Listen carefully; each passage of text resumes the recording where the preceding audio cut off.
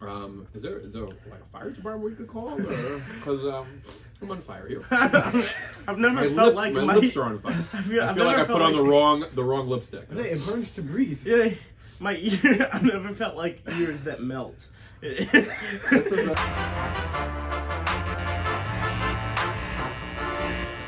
Welcome to LHHO Hot Ones. I just want to preface this by saying I have a horrible spice tolerance. Yeah. It's very interesting. Yeah. What's your spice tolerance? I guess we're going to find out what my spice tolerance is. I am Ashkenaz. Two Ashkenaz parents, grandparents, Poland, Ashkenaz. So I'm a little nervous. But I do like spicy. Living in Israel, taking the Sephardi customs, trying, hopefully, and hopefully I'll be able to succeed. My name is Rabbi Hartstein. I am kind of a Rebbi here. I volunteer my time in the mornings teaching each of the shurim business halacha, as well as the shir bet, some life lessons, and my famous lessons from the Lev, which there'll be a link here that you can sign up for on WhatsApp. I need to plug something. I don't have a book or anything. So yeah. But yeah, I look forward to this. Eating is my thing. This is my morning job. I don't volunteer my whole life. I have a real job as CEO of Five Star Caterers in America. Call us, 1-800 no. And that's what I do from 4 o'clock and on. So I have the great schus of being able to teach students here in LHHO. And actually, because I don't get paid, I can say whatever I want, which I probably can do here as well. And yeah, it's a great schus, and it's a great schus to be here involved in food, as I do know a lot about food. I'm Ronnie Delman from Columbus, Ohio. I'm Dani Meir from West Hempstead, New York. We're students at LHHO, and we're going to be interviewing.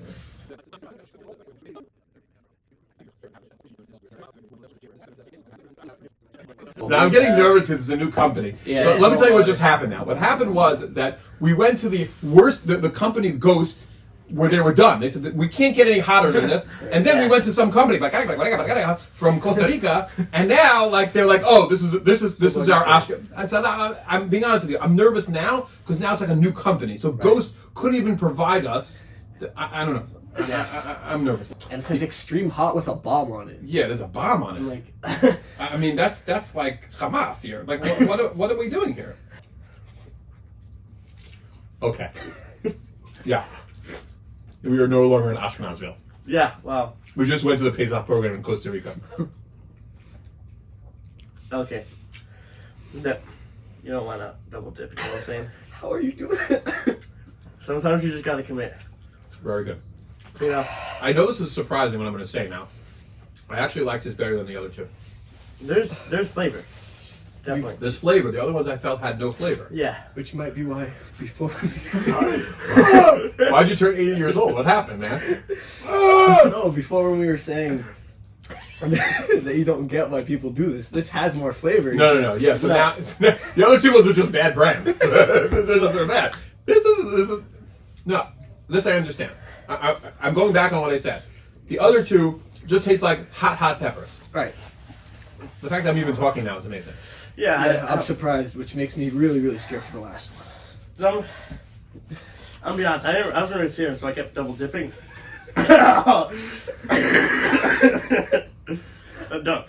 Don't be double dipping. Okay, we just learned about double dipping. Don't be double dipping. Yeah. So, My tongue's feeling it a lot. I may not be able to talk about My everything's maybe I feeling can a do lot. Spanish now. your Eshet Chayil Serena is known for meticulous planning, yet there was a time just before making Aliyah when, despite careful preparations, things went awry and you both made significant life decisions to push forward with Aliyah nonetheless. Fast forward several years and you're here living in Israel. 17. To be exact. Okay, so fast forward 17 years. Yep. And you are here living in Israel. October 7th happens, and your son prepares himself to go join the fight in Gaza. You and your beloved father, Alav Hashalom. No? Just for the record. Yehuda V'Shomron, my son. Sure. My apologies. No, that's okay. Okay. I just want to be honest. Okay, fine. Wait. So you and your father, Alav Hashalom, make a point of giving him a bracha before he left the house. So when facing these incredible challenges, what gave you the strength to push through these challenges? How do you cultivate bitachon and emunah during such unprecedented times? And how can you, any advice giving people going forward? And times keeps on getting crazy. So we'll start with Aliyah, if you don't mind. Sure. And we'll get to October 7th. So Aliyah was maybe not necessarily the typical story, but I think it's important to tell the story because it's could be a push for other people to make Aliyah. We always wanted to make Aliyah, and I only dated girls who wanted to make Aliyah. My wife wasn't so honest with me because we didn't make Aliyah right away. She had to go through school, and that was important. She was a PT. She was in PT school. She had to finish PT school. She had to get some field work, and then we found ourselves buying a house, which was obviously not the greatest thing. And we lived in a great community, and I started a shul, and I gave Sharon another shul, and everything was going very, very well. And Baruch Hashem, at some point, my wife said, as my Yaakov was in first grade, if we don't go now, we'll never go. And we made the joint decision. And that was the hard part of finding a job, because the job actually that I had was with an Israeli company who needed somebody in America, so there's no way I could keep that job. And Baruch Hashem, it seemed, I landed at Everything's for a Reason, but I landed an amazing job, making more money than I ever made before, the executive vice president for sales at a startup company in Israel, knowing that I was moving to Israel. Maybe a little bit over a month, if I'm not mistaken, before I made Aliyah, I got a call on a Friday. I knew there was a bit of a problem because every Friday we would have a call of which companies we were able to pay. They were having financial problems, there was no question. They were a startup company. And there was a big infusion of money from this guy, and he kept delaying the money, and it turned out he was supposed to give a lot of millions of dollars, and it didn't work out. And on a Friday, I got a call that the company's going bankrupt, and they're not allowed to tell me this, but the only reason they're telling me is because they know I'm making Aliyah, maybe I should make Aliyah now, because I don't have a job. Right. And that's the thing you need kind of when you come here. And I went to my wife, and Baruch Hashem, we've always had a relationship where we don't have any secrets, and we both agreed to keep a secret, and that we would be the only two people that knew about it. Meaning, I didn't tell my parents, I didn't tell anybody else. It turned out, and I couldn't get a job, because to understand, when you make Aliyah, to call a company in Israel and to say I want a job, they're like, "Oh, you crazy? Why you make Aliyah? You crazy? You're mad? It got me." Everybody thinks you're not going to. So when you come, so I didn't have anything on the horizon until I moved here. And then Baruch Hashem, I actually, for the first year here, I actually had two jobs. I landed a job back in telecom and also working for Machel Mayan. Shout out to them. I was the executive director there for 2 years. And Baruch Hashem, everything kind of worked out, but it was not an easy experience. Eretz Yisrael Nikneh B'Yisurim. I remember getting a wonderful, you talked about brachas before. So one of the great Rabbi here in Ramat Shem was Mordechai Goldstein Shlita, who's the head of a very big community, huge place. And happened to be that one of I would call him a Talmud of mine, but he's much older than I am. I used to do my taxes. Mr. Berger, Alav Hashalom. So he was very good friends with, he grew up with Mordechai Goldstein. So I went up to him to give a bracha. He said, "Oh my God, you just moved here." He goes, "I want to give you a bracha." And it was the greatest bracha, because the bracha was, despite the difficulty you're going to have, despite the red tape, to write everything, it should be a Yishuv Kal. And it turned out that was the day that our lift came, and the guy blackmailed me, and then, not blackmailed me, but he said he wouldn't come down the block because he couldn't get down, and he wanted $700 cash, and then the truck left. It was terrible. Literally, my wife was crying, and we almost lost all of our, it was crazy.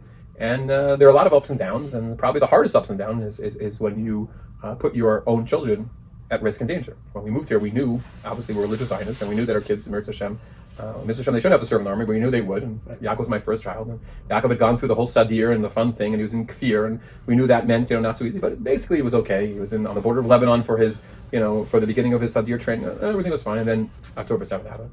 And we all, because it was Shabbos, we all didn't know what was going on, and everything, and what happened? We actually had a family that was eating over at a house from America, from Sinai. They were crying and they were sad, and so the husband, who was a little bit more grounded, he said to me, "Do you think this is bad and serious?" And we had no idea, except for a lot of sirens. And I said to him, "Here's how I'll know it's serious. If my son comes home from yeshiva, which means he drove, we'll know it's very..." And the door opened. First, my wife thought it was a terrorist because everybody else was home already, and it was him. And then we knew it was serious. And my son whispered to me, "Abba," he said, "It's really, really bad." Because of course they had been knowing what was going on. And at that point, they didn't even know. They thought there was 100 people dead at that point. On one hand, it's the greatest bracha in the world, and Hashem should keep all of our soldiers safe. And my son's safe, who's still in the army, back in Miloim for a third time, whatever it is. It's the greatest accomplishment in my life to say that my son is able to serve the country and do. And unfortunately, we have close friends who lost their lives, and from our own yeshiva, and injured soldiers. And I think every single day, as I dedicate my lessons from the Lev to Benji, I should have a complete refuah shlema. So we've experienced it, but there's nothing like Eretz Yisrael on one hand. Right. And moving here and feeling this divine hug, all the people have said this. It's just there's something so special about it and so unique in the stories I hear from the Early family, and it's amazing. I would never reconsider the choice that we made. I have a son now in Yeshiva Gavo and Eli who wants to go into special unit. I get it. I know the risk there. I would not change it for $1 million. I think it's the greatest chus that I could have. Honestly, I wish after the military defense I could serve in the army. I could have done something. I wish I can contribute in a bigger way. But I don't think there's it's a great question. And the Aliyah dream is, a word, a dream, sometimes looks like a nightmare sometimes. But at the end of the day, I think we're doing what the Rebbi wants us to do, the derech Hashem, and there is a really important concept. What does Hashem want of me? The famous Rabbi Wasserman's line, right? Is this Ratzon Hashem? And I really think that this is the Ratzon Hashem. He wants us to be here and figure out how to get here. Is it easy? No. Have I had easy ways in it? No. Or sometimes I have to go to sleep at 2 o'clock in the morning because I'm still working, and I have to wake up at 6 o'clock because I'm taking kid.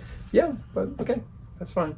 And do I get my mail a month after? Yeah, I get it. Now, I the same day I get the letter that says that this is the electricity is due. I get another letter saying it's being shut off because they didn't reach us up. Okay, we figure it out together. And those are small little things. Baruch Hashem, we're living the dream, and it's truly the dream. Yeah. Like you said, Israel is a very special place. When I think it was October 1st when I went there on sent the 180. Well, this this October. Yep. No, I would me and 2 other late guys were on the bus back from the mall, and I would turn to my friend just like, oh, it'd be crazy if we get sirens for the first time. And I open my red alert and I see that half of Israel is covered in red. Yeah. So I turn to the guy on the bus. Kol Beseder, like, yeah, everything's fine. Right. As the sirens go off, everybody starts flipping out. So we end up we're in the middle of Beit Shemesh. There's no miklat, there's no mamad. So you run into an apartment. But after everything, there was this old woman, and she invited us all into her house, gave us water, offered us food, and offered us to stay there. Israel. I don't think that would have happened in America. I spent a lot of time thinking about that, but this is Israel. It's the Jewish people. I'll tell you a story. Right before we moved, I was traveling, and it was with actually somebody else, and his tire went flat, meaning it blew. The tire blew. It was very, very dangerous. Baruch Hashem, we got to the side. And he all of a sudden became like a different person. He was nervous. I'm like, oh, what are we going to do? I'm like, dude, do you have AAA? AAA. Okay, of course, AAA says we'll be there in 3 hours. And then a truck pulls up in back of us, a white truck. I always remember this. I'm like, he's like, oh crap, oh my god, this is, we've seen this movie, and he was nervous like anything. Turned out a chassid came out, and he's like, I fixed your tire, and he fixed it. It was an amazing Satmar chassid, and whatever. But in Eretz Yisrael, you can get into a car accident, you could scream this and that. I bet you at the end of the day, we're going to hug each other, and we're going to say the most important word in Hebrew, achi, because at the end of the day, we are brothers. And I guarantee you, don't try this, please. But if you go on to 38 and you pull over and pretend you have a flat tire and put your hazards on, within a minute or two, somebody will pull over and ask you if you want help. And it's happened to me here in Eretz Yisrael. That's the achi mentality, and you're not going to have that anywhere in the world. And that's very, very special about Eretz Yisrael. At the end of the day, they're Israeli, and Israelis are Israelis, and they're Middle Eastern, and I've dealt with them in other business functions that I've had with Israelis, and dealt with Middle Eastern people, and they're very similar to each other. But at the end of the day, they will close their store down to save your life. They will do anything. Look at what happened. 110% of the people return after October 7th, more than they ever thought they would get. Yeah. And I remember that video, my neighbor who was driving his son to base, and I'm not exaggerating, there were 500 cars before the base that were parked on the side of the road, all from people who, just to get to the base, people who weren't called. We have a neighbor who snuck into the unit. They wouldn't let him in, and he snuck in and he got in. What country? Israel. Who does that? All for one reason: to be able to go in there and to find, it's just an amazing thing. And we're fighting for our survival. But this is the Ratzon of Hashem. The Ratzon of Hashem is to fight the war. Sometimes it's hard to say. As a Rebbi, I'm saying this. Sometimes you have to put the Torah on the side and say, this is what Hashem wants of us now. We need to fight. It's hard. My son says this all the time. I made Rabbi Selesky cry when he came here, and I showed him, said, I want to show you my son's Gemara. And I showed him the Gemara that he learned, Bava Metzia, and he said, it's beautiful, it's everything written on the side, and so on and so forth. And I said, I want to show you something else. And I showed him the Gemara Baba Basra, and I said, Rebbi, what do you see different here? This is empty. Do you know why this is empty? Because this is the Gemara they were learning Chorov Zman, which never happened after October 7th. My son couldn't learn, but you think my son doesn't want to learn Bava Basra? Look at Bava Metzia, look at Sanhedrin. Look what he accomplished. You think he wanted to do this? But this is what we do as Jewish people. This is the ultimate. This is it. Yeah, his Gemara is empty. Mirza Hashem will be able to finish Bava Basra another time. But that's who we are as the Jewish people. This is what we have. Yeah. Right? I know we think Torah is it's the most important thing, but the Torah also teaches us when we have to say to the Torah, hey, we gotta save the Jewish people now. So it's a great schos. Yeah. Yeah. Okay, this is it. Yeah. One more is that like do I get a prize or something? Like No. I'm the only one who completed this. You got your first Lefa Torah paycheck. No, that's not happening. No, that's not happening. That's fine. Maybe I'll get like a Coke Zero or something. Alright, so Okay. Carolina Okay. Reaper. I have a nice sampling. Yeah? We're going right in for it. 5, 4, 3. Yeah. I got quite the amount. I'd say this is decent. Yeah. Wow. Nah, I'm a little worried that I hear water makes It works. really spicy things worse. Listen, it's Those are manly whimpers. Oh wow! There's a point where it just keeps on going. it's just like you get like wow. it's like if someone were just like threw a pencil just like at your By the way, when Israelis put an azhara, you know there's a reason for it. Wow. Costa Ricans, I think actually, but yeah. I don't think they put. I don't think they put. Oh my god. And literally, this doesn't help at all. No. We can't do any more questions. We're done. No, we got. Oh, they gotta start asking now. Rabbit fire. You need me to ask it? No, I got. Wow. This is really kol hakavod to end with this. Yeah. We should read this. Oh, come on, if you can answer this. Breathing hurts. I know. I think there might be a heter for milk here. There may be a heter. It's only chicken. I think I'm gonna Come on, guys. Expired almond milk coming out. I You forgot. actually? Yeah. Oh, I would not do that. It's expired. Or like 7 days is chill. No! Doesn't help, does it? Might No. not help at all. You're definitely. Wow. It definitely takes the edge off, but it's like a little bit worse after. So, in your experience,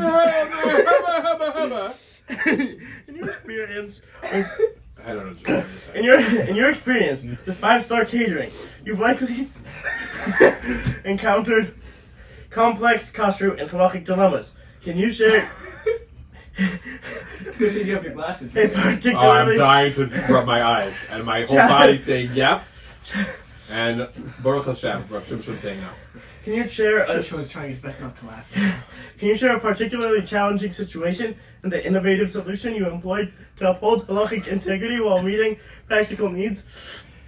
Do you want me to repeat that? No, I got the point. Oh, you got it. I work in a catering company, and a lot of halachic shilas do come up. And Baruch Hashem, we're under the OU, so we don't have many issues.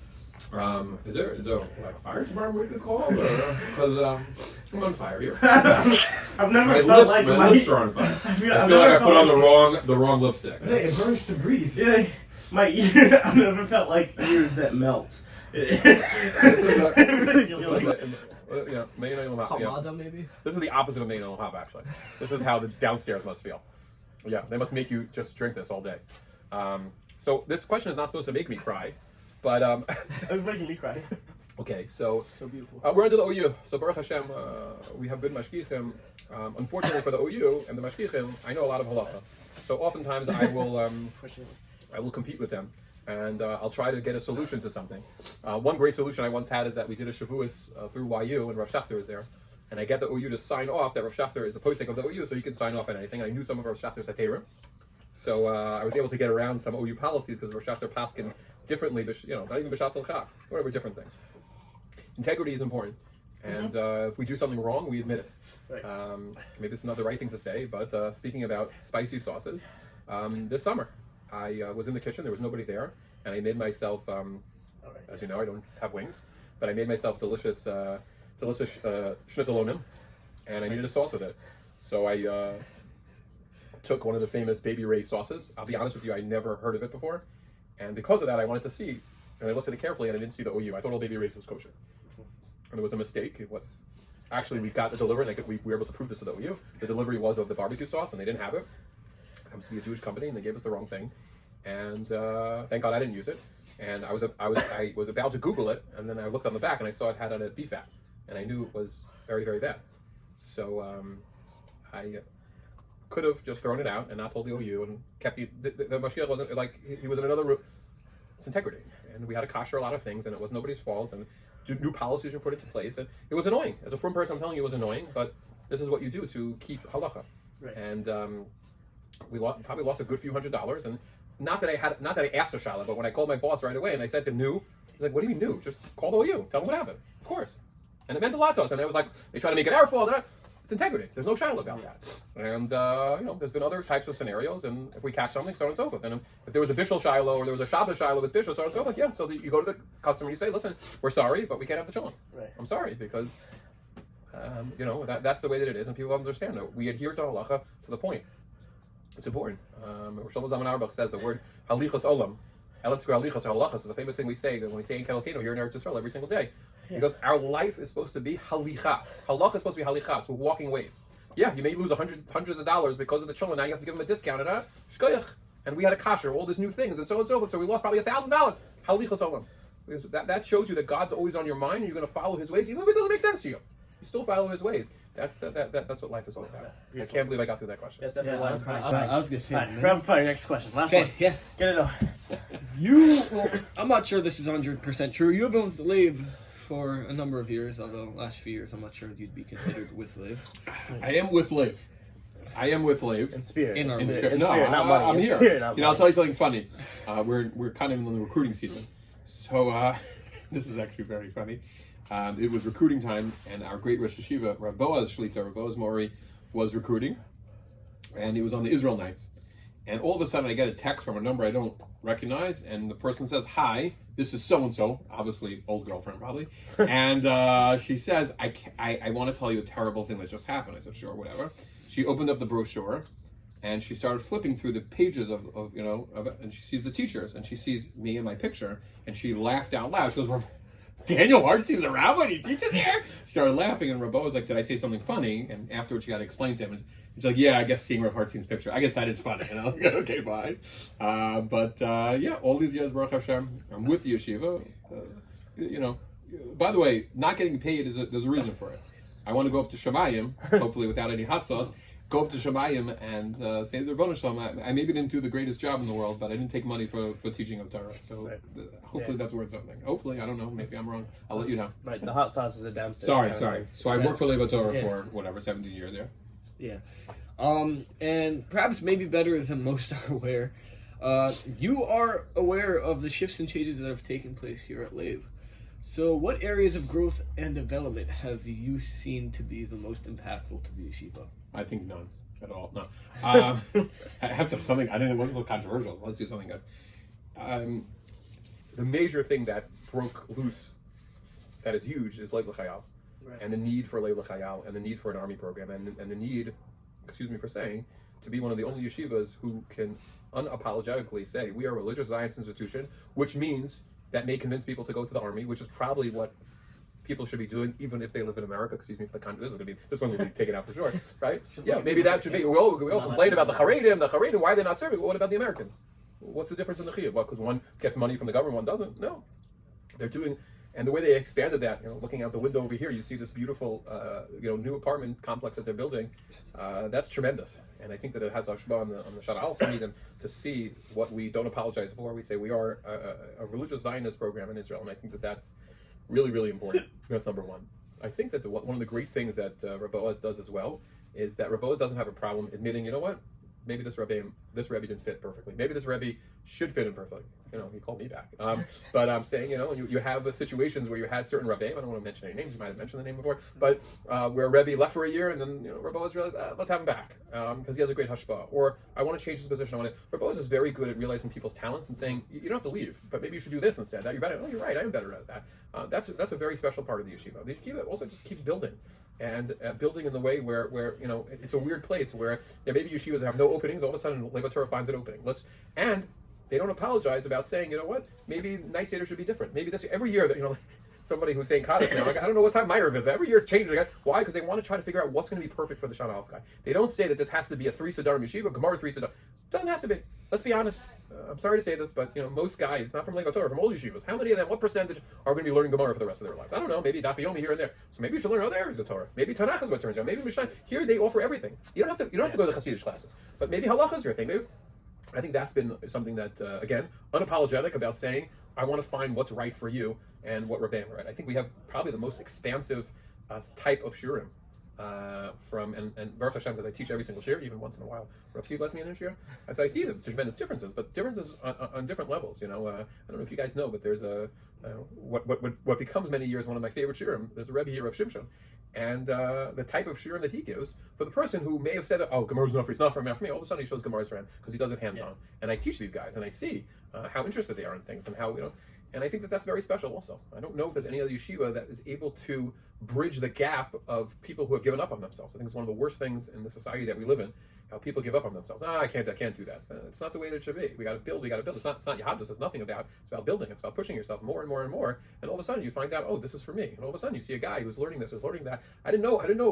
We were allowed to learn Tanakh. Oh, I love Tanakh. I finished it. It's an amazing accomplishment, and each person his own. And we know this. Famously, the Gemara says that a person has to learn what does he love? What does he want to learn? What's his passion in Torah? The answer can't be nothing. Got to find what that passion is, and that's a very unique part of Yeshiva Lev Torah.